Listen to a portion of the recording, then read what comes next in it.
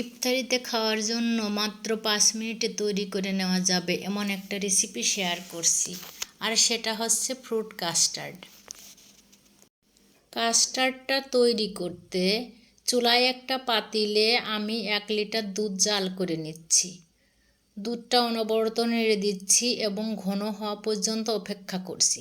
এখন এর মধ্যে দিয়ে দিচ্ছি 2 কাপ গুঁড়া দুধ। দুধটা জাল করে ভালোভাবে মিশিয়ে নিচ্ছি যাতে উতলিয়ে পড়ে না যায়। এখন দিয়ে দিচ্ছি 1 কাপ চিনি। চিনিটা দিয়ে আরও ভালোভাবে মিশিয়ে নিচ্ছি।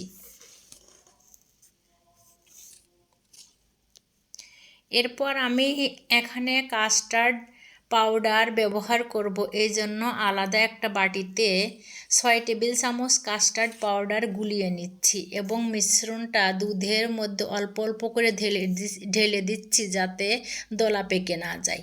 কাস্টার্ডের মিশ্রণটা দিয়ে ভালোভাবে জাল করে নিচ্ছি এবং ঘন হওয়া পর্যন্ত অপেক্ষা করছি। এখন একটা গ্লাসে আমি কাস্টার্ডের মিশ্রণটা ঢেলে দিচ্ছি।